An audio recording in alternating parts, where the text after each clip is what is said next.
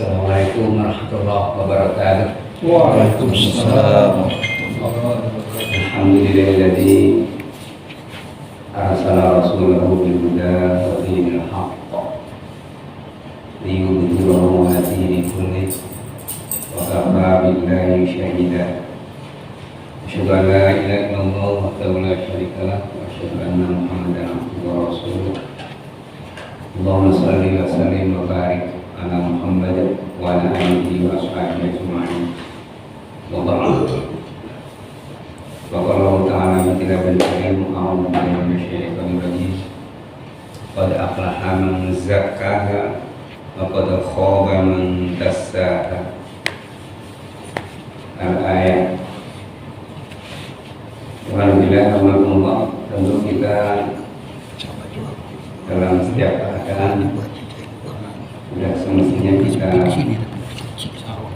mensyukuri nikmat Allah Subhanahu wa Ta'ala. Mensyukuri nikmat Allah atau bersyukur itu bukan syukuran, bukan syukuran.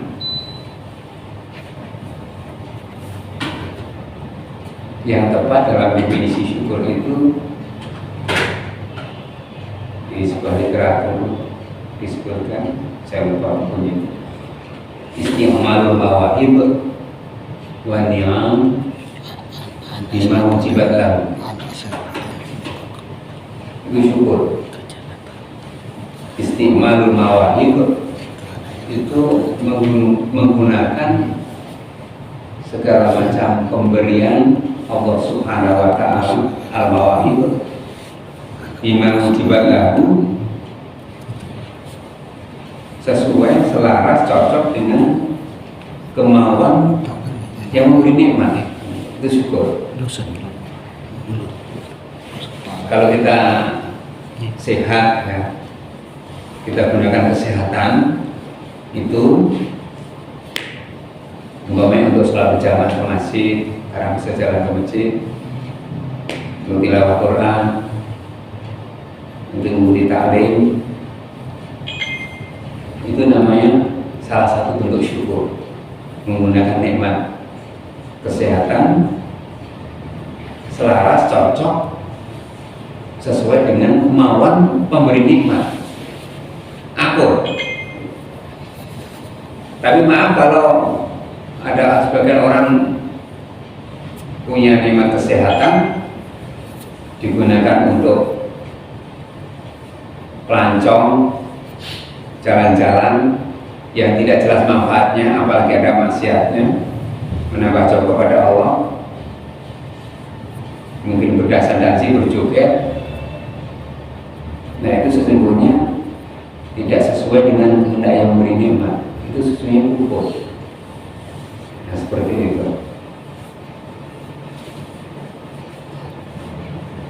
Kalau syukuran itu sudah modifikasi syukuran. Syukuran, anaknya lulus ujian syukuran, anaknya terima ASN syukuran, anaknya diterima UGM syukuran. Ujung-ujungnya biasanya kalau ada anak itu ada makan-makanannya, sudah modifikasi. Nah, untuk itu kita berusaha betul tidak menyimpangkan, tidak membelokkan nikmat Allah Subhanahu wa Ta'ala. Itu namanya kufur kalau membelokkan nikmat Allah, ya. Ya, kalau teman kita ini untuk mengilustrasikan syukur itu yang enak itu seperti ini, Pak, kira-kira. Ya, sekedar contoh, ya. Pak Yamin ngasih kopiah ini dengan saya, saya kasih kopiah. Ini tempatnya di kepala.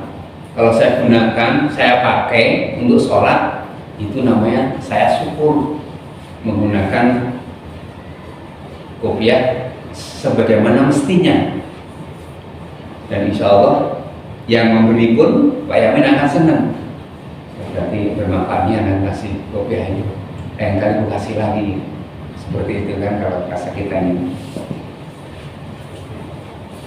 Tapi kalau kopiah ini saya diberi Pak Yamin, saya taruhkan di dengkul, lutut atau kaki, itu namanya tidak sesuai dengan penggunaannya dengan apa namanya, semestinya itu namanya kufur.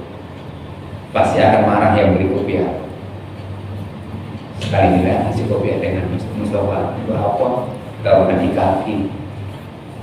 Ini ilustrasi yang mudah ya Pak ya, yang mudah seperti itu. Baik, itu untuk mukadimah kita, catatan kami kemarin membacakan sampai Taharah ya, Taharah wa Dhahirah wa Batinah, Dhahir dan batin. Kemudian mensucikan batin itu kemarin kita sampaikan, membersihkan jiwa kita dari bekas-bekas dosa maksiat dengan bertaubat yang benar dari segala macam dosa dan maksiat, membersihkan hati dari kotoran-kotoran syirik, dengki, kemudian dendam, itu penyakit hati semuanya itu. Kemudian takabur, kiber, ujub, membanggakan amalnya diri sendiri, riya, beramal untuk dilihat orang lain, sum'ah untuk popularitas, itu semuanya. Juga menurut Imam Ghazali itu penyakit hati yang akan mengotori hati, yang harus dibersihkan wadhalika bil ikhlas, dengan ikhlas, wa yakin, dengan yakin, wa hubbil khair, cinta dengan kebaikan, wa ilm, ilmu bijaksana, wa sidqi, dengan kejujuran, wa iradati wajhillahi ta'ala, dan kemauan kehendak hanya mengharapkan ya dalam berbuat, dalam beraktivitas hanya mengharapkan wajah Allah Subhanahu wa taala, maksudnya ridha Allah Subhanahu wa taala. Bi kulli niyat wa amali sholihat, setiap niat dan amal-amal soleh. Jadi hadirin, ternyata sesungguhnya di kalangan umat Islam, mudah-mudahan tidak termasuk kita ya, orang sebagian beramal soleh itu bukan karena Allah. Bukan karena Allah itu maksudnya ada tujuan dunia gitu ya, ada tujuan dunia. Contoh, ada orang kuliah mencari ilmu sampai S1, S2, S3. Kalau itu mencari ilmu untuk beramal, karena amal itu adalah harus berdasarkan ilmu, itu tentu seperti itu yang betul. Tapi kalau mencari ilmu untuk naik jabatan, untuk pangkat, untuk dipromosikan jabatan tertentu, nah ini namanya bukan liwajhillahi ta'ala, bukan mencari ridho Allah, tapi untuk dunia. Banyak sekali indikasi-indikasi amal itu untuk kepentingan dunia, banyak sekali. Termasuk dunia itu ya untuk kesehatan, contoh. Kalau sholat tahajud itu sudah hilang. Tidak usah niatkan karena baca buku Profesor Muhammad Soleh supaya aku sehat tahajudnya. Andaikan dengan tahajud itu kita menjadi sehat, itu kita yakini yang pertama itu karunia Allah. Yang kedua itu bonus dunia. Karena yang benar tahajud itu juga di sini kalau kita konekkan dengan ini semua amal, ya, wal amali sholih, semua amal soleh. Ya, maqam mahmudah, tempat yang terpuji, surga, begitu. Ada orang sholat duha. Kenapa orang cenderung sholat duha? Supaya rezekinya lancar. Sering ya Pak seperti itu kan? Nah ini mengganggu kebersihan niat seperti itu. Wa ma umiru illa liya'budullaha. Kita ini tidak diperintahkan oleh Allah untuk mengabdi kepada Allah apapun masalah itu, kecuali dalam pengabdian itu ikhlas bersih, hanya semata-mata karena Allah, bukan karena yang lain-lain. Maaf, tapi seliweran kedengaran itu ya, orang sholat duha supaya murah rezeki, lancar rezeki.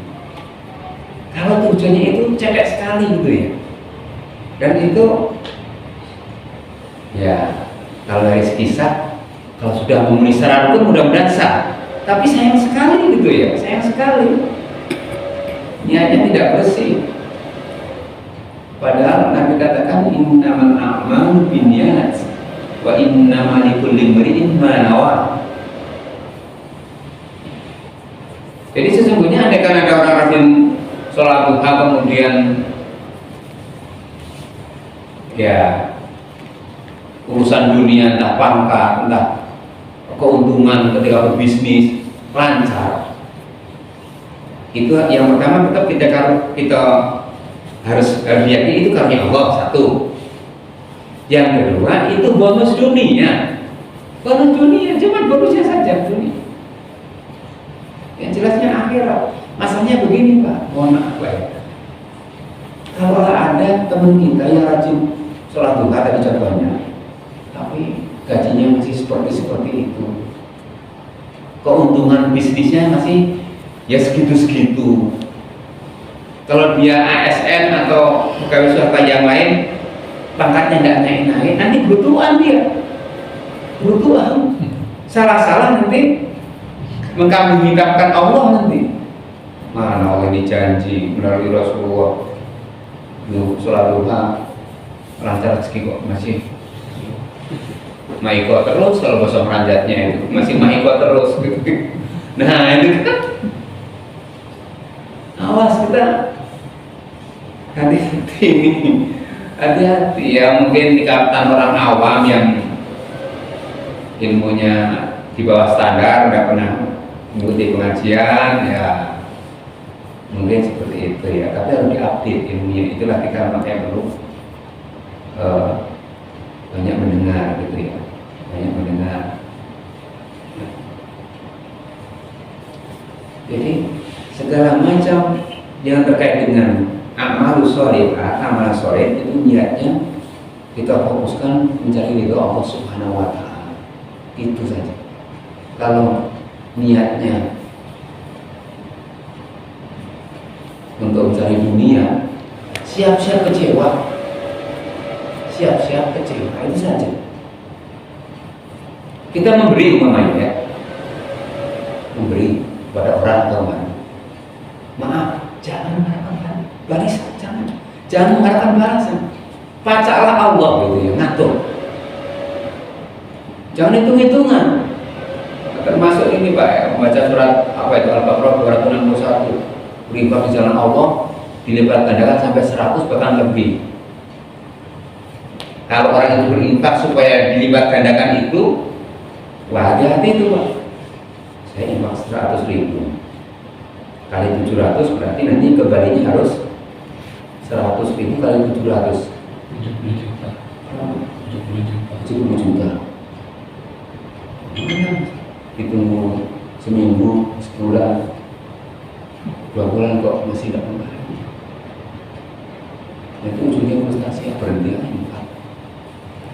Sisi itu nyatakan Allah ini.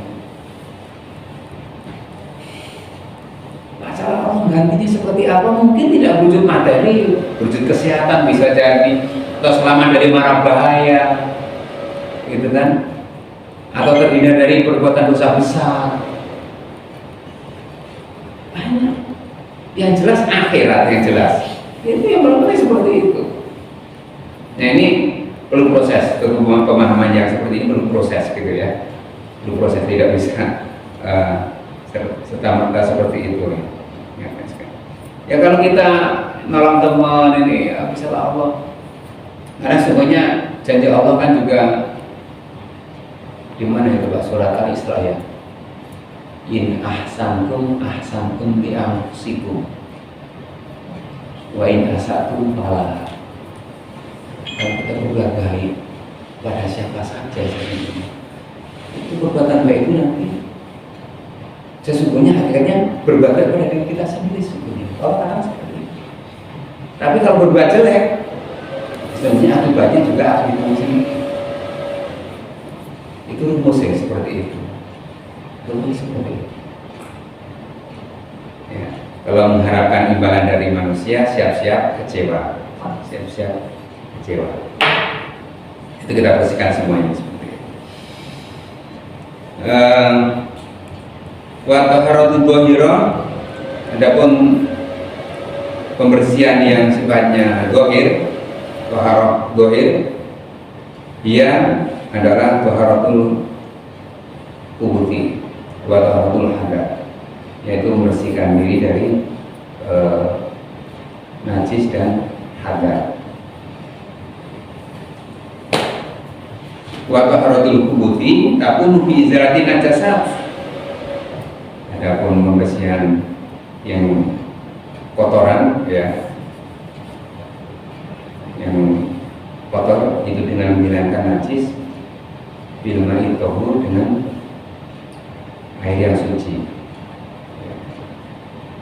minalibasi musolli, dari pakaian yang kita pakai untuk sholat, badan ini badan kita, makan ini tempat kita untuk sholat kita. Wa taharatul hadath, adapun membersihkan dari hadath, ia al-wudu dengan wudu, wal ghusl dengan mandi, wa tayammum dan dengan tayammum. Sebelum kita lanjutkan begini, sebagian ulama juga lebih men-stressing begini. Kalau itu yang sifatnya zahir, sesungguhnya lebih banyak menggunakan istilah toharoh. Kalau yang sifatnya batin, itu sebagian ulama menggunakan istilah tazkiyah. Meskipun Abu Bakar Jabir Al-Jazairi di kitab Minhajul Muslim menggunakan taharah juga, cuma bagi taharah yang sifatnya zahir dan batin. Tazkiyah itu ya bersihkan dari yang sifatnya batin, hati. Isyaratnya ada dalam Al-Quran banyak, ya. Qad aflaha man zakkaha wa qad khaba man dassaha. Sungguh beruntunglah orang yang membersihkan jiwanya, dan akan celakalah orang yang mengotori jiwanya. Qad aflaha man tazakka wa dzakara isma rabbih fasalla. Jadi sebenarnya tazkiyatun nufus. Kata Rasulullah, setiap orang berbuat dosa itu, berbuat maksiat itu, nutotan saudaan, ada satu bintik hitam dalam hati, satu bintik hitam. Kalau terus menerus tidak dibersihkan, Imam Ghazali juga mengibaratkan seperti kaca yang tidak dilap, nanti akan menjadi akan karatan begitu. Nah, hadirin, kita coba lihat di kitab As-Shalah di Ibnu Taymiyah ada yang menarik, mengutip hadisnya riwayat di Qur'an Al-Mundhiri, ya. Di kitab Targhib wa Tarhib, kemudian juga di Imam Malik meriwayatkan juga, Imam Nasai juga, Imam Majah juga, kemudian dan sahabat yang masyhur. Jadi begini saya bacakan, artinya agak panjang. Ini hadis ini sesungguhnya taharah wudu kita yang dibersihkan itu anggota wudu, ternyata juga sesungguhnya pada hakikatnya itu membersihkan dosa-dosa yang muncul dari anggota wudu kita itu. Ya. Wal wudu taharatun yasta'idu bihal ambul liliqa'illah. Adapun berwudu itu pembersihan yang dipersiapkan untuk, ya, karena seorang hamba akan akan berjumpa kepada Allah Subhanahu wa taala. Jadi karena sholat itu dan termasuk tawaf yang disepakati oleh ulama itu Pak, yang suci dari hadas kecil dan besar yang disepakati itu adalah tawaf dengan sholat. Tawaf dengan sholat. Sa'i boleh, tidak ada wudu, artinya berhadas boleh sa'i, gitu ya. Yang lain-lain boleh, tapi yang mutlak yang semua sepakat hanya sholat dan tawaf. Yang lain jadi ikhtilaf ya istilahnya, dan mereka tidak maksud baca Quran dan macam-macam ya, macam-macam. Ini yang seperti itu. Nah, karena sholat dan tawaf akan bermunajat kepada Allah Zat yang Maha Suci, memang yang sudah selayaknya kita mensucikan diri terlebih dahulu begitu. Mensucikan terlebih dahulu diri kita. Karena akan berjumpa kepada Zat yang Maha Suci. Ya maaf ya Pak ya, kita rasanya sederhana aja. Kondangan apa saya tidak pernah mandi terlebih dahulu kan? Memang kondangan ketemu dengan sesama manusia kan. Makanya sholat Jumat itu ada hadis yang menyebutkan ya wajibun di kitab Bulughul Maram itu mandi itu wajib ya. Disebutkan wajib betul gitu ya. Sebelum sholat Jumat kan akan ketemu dengan orang. Setelah ketemu dengan orang banyak yang jelas akan berjumpa kepada Allah Subhanahu wa taala untuk ibadah Jumat gitu ya. Andai kan bisa atau hanya bisa seminggu sekali itu mandi sekali seminggu itu dipaskan hari Jumat begitu ya kan. Sampai segitu.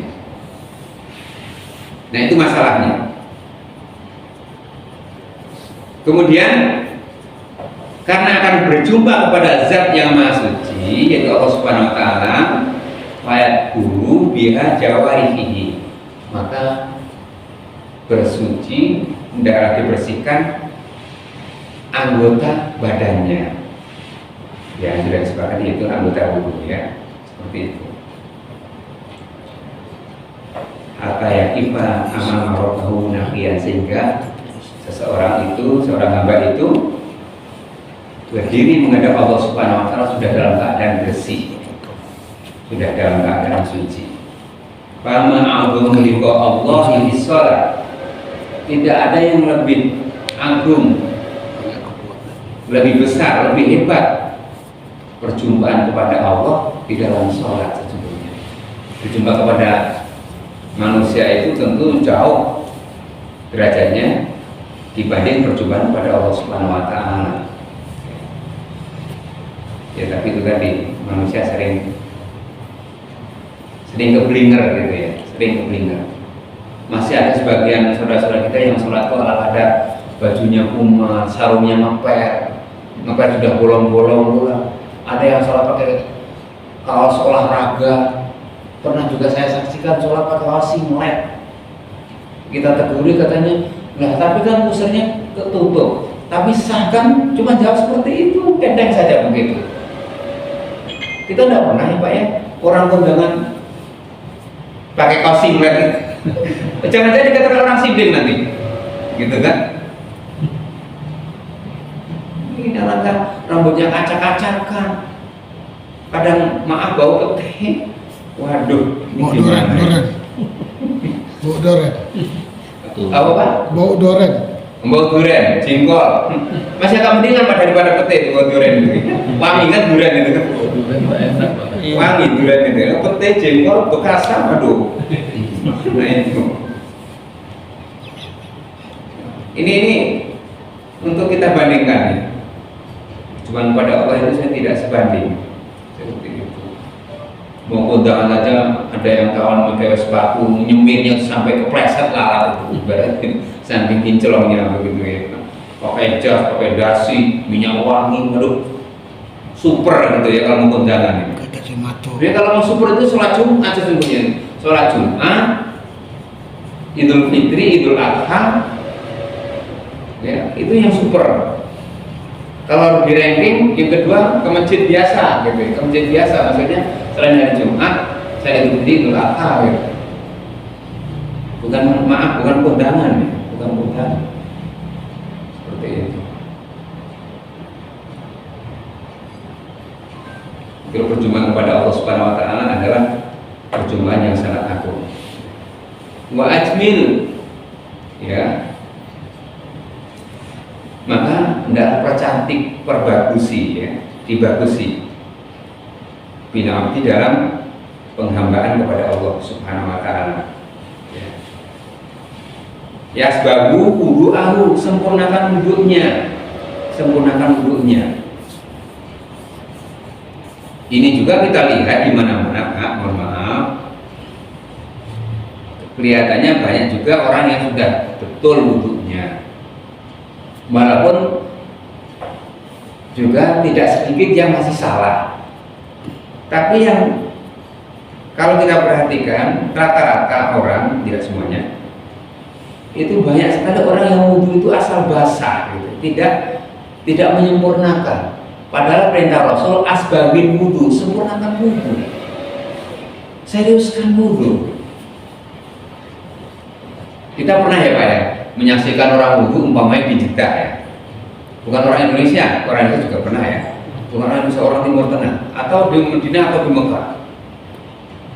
Itu wudhunya seriusnya bukan main. Duduk, kemudian dilipinya sampai tinggi, kemudian serius banget. Kadang-kadang kita waktu nunggu itu hampir-hampir tidak sabar mau nunggunya. Seperti itulah sesungguhnya insya Allah yang wudhu itu yang dikehendaki oleh Rasulullah ini, asbabin wudhu. Orang Indonesia dan Palembang wudhu maaf kadang-kadang kaki aja cuma di siram itu, cuma disiramkan saja. Itu tidak perlu syarat Pak disiramkan itu, karena hadisnya membasuh, wasalah, waslul rijlain, membasuh kedua kaki, bukan hataya. Kalau hataya kan menyiram.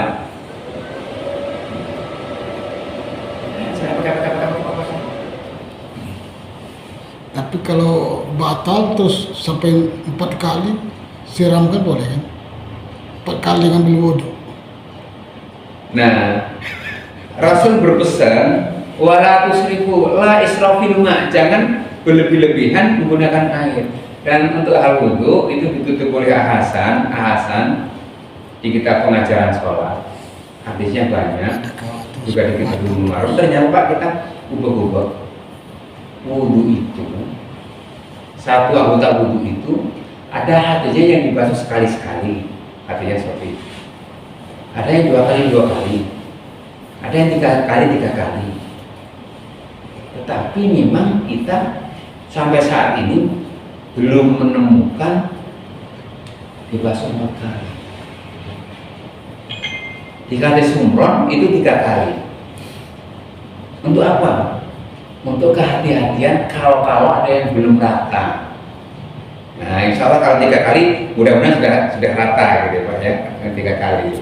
Kalau cuma sekali, tapi sekali-sekali kalau airnya terbatas, keadaan memaksa seperti itu ya boleh. Wudhu dengan segelas apa itu? Gelas aira itu. Masker aqua itu lah Pak yang menyebutnya. Walaupun mereknya aira, karena sudah ini muncul duluan mereknya itu. Yang awal itu mah aqua, jadi pokoknya yang air kemasan itu aqua itu lah. Jadi dia menang merek gitu ya. Ini merek. Seperti ini Pak. Yang pertama kali Honda ya. Ketika kamu bawa apa ke sini? Bawa Honda. Kalau di Jawa itu Pak. Ternyata Yamaha yang dibawa itu. Bukan Honda, di Yamaha. Masih Honda itulah. Mau beli apa? Mau beli odol. Padahal Pepsoda yang beli. Ini menang merek namanya, brandednya gitu. Brandednya menang gitu. Itu bisa kita wudhu dengan sebetulnya itu kita selesai namanya. Nah, diratakan. Kalau kan keadaan memaksa, batas. Kemudian sudah ya Pak ya ini, sedikit. Sekali aja. Ya, karena terbatas tuh. Apalagi muka. Diratakan betul. Sah. Kemudian tangan sedikit. taruh ke sini kan. Tapi betul-betul rata, sudah sah. Nah itu kalau ada hadisnya sekali-sekali, dua kali ada. Tapi kalau 4 kali memang lebih berpesan ratus filma, jangan boros terhadap air. Bahkan penekanan Rasulullah saking melarangan wudhu itu ada setan penggoda yang spesial menggoda orang wudhu, namanya al-walhan, setan al-walhan di Zadul Ma'ad itu. Mungkin biar merasa diwas-was itu sudah sah belum, sudah sempurna belum, 4 kali lah. Nah hati-hati, makanya Rasul berpesan fattaku waswasul ma. Hendaklah kalian takut, hati-hati terhadap was-was dalam menggunakan air gitu. Was-was. Awas itu di situ ada setan spesialis al-walhan namanya. Ada pula setan spesialis, tidak hanya dokter yang spesialis itu. Nah, asbabul wudu, sempurnakan wudu. Kemudian di sini disebutkan ya, anna Rasulullah SAW, sesungguhnya Rasulullah SAW bersabda, idza tawadu al-abdu, tatkala seorang hamba berwudu, famadmahu, maka berkumur, kharajatil khotoya min fihi, akan keluarlah kotoran-kotoran, ya dosa-dosa, kesalahan-kesalahan yang muncul, yang bersumber dari mulut. Maka mulut kita ini salah satu sumber dosa. Apa Pak kira-kira dosa yang dari mulut? Banyak. Menghibah, menggunjing, memfitnah, memaki, berdusta, lagi Pak, sumpah palsu, banyak banget ya. Mudah.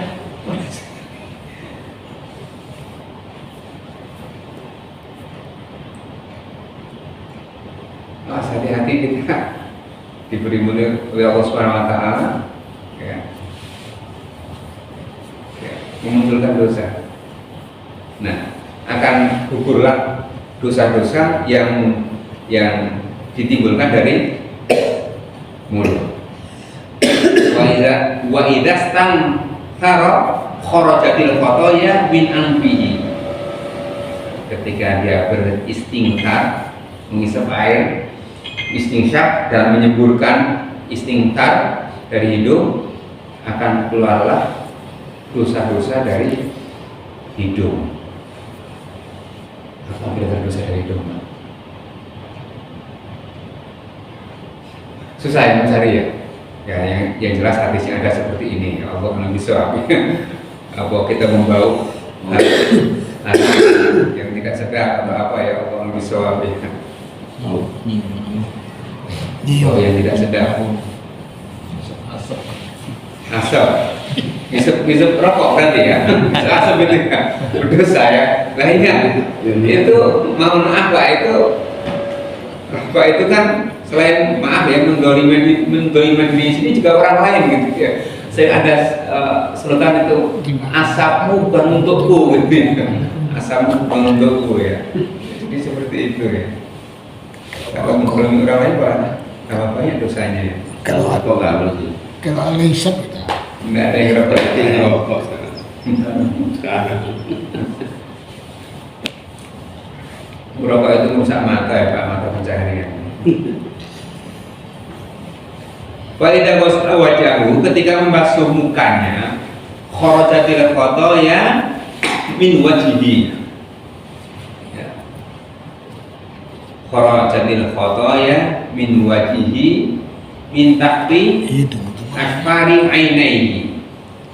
Ketika kita membasuh muka, akan keluarlah kotoran-kotoran, ya dosa-dosa, akan guguran yang timbul dari muka, dari sudut dua matanya. Kan di muka ini kan ada mata. Nah, mata itu mudah sekali juga berdosa ini. Jadi mulut, mata.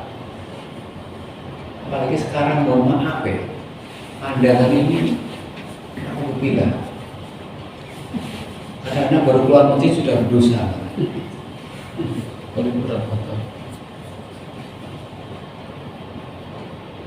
Kadang-kadang kita maaf membaca Quran, loncat iklan yang gambarnya seperti itu. Iya, iya. Nah, tadi saya nggak sangka pun. Kadang memalukan Pak, saya masih ingat itu. Lagi TikTok.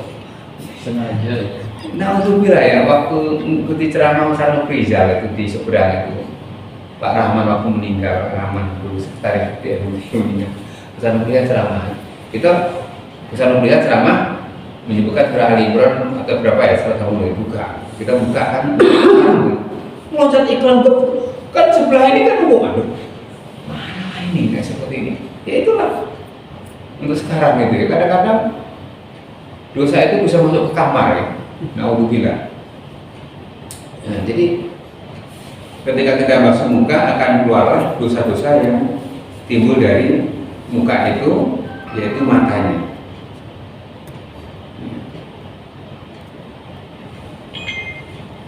Kemudian fa idza wasala yadayhi kharajatil khotoya min yadayhi. Maka apabila membasuh kedua tangannya akan keluarlah dosa-dosa, ya, kesalahan-kesalahan, kotoran-kotoran yang dosa yang ditimbulkan dari tangannya. Tangan masih memo, masih diskusi tidak semestinya. Apalagi sekarang itu maaf Pak, ngeser-ngeser yang berbau fitnah, yang kemudian mencaci di media. Ini kan tangan ini, tangan. Itu kan luar biasa ini. Hati-hati. Walaupun sudah nge-like segala macam gitu kan. Memang itu dari Rasul. Memang keterangan dari Rasul. Nah, Memang keterangan dari Rasul. Itu.